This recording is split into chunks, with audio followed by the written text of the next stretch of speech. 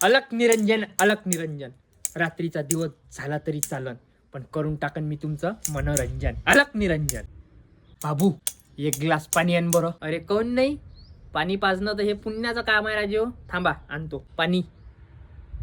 तुझ्या नशिबात आहे दोष, जागेवर ठेवून तू होश.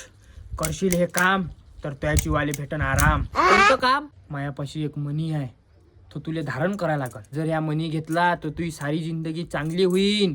तुझे लवकर लग्न होईन, तुले लेकरं बाय होईन. पैसे नाही आहे राजू मायापाशी.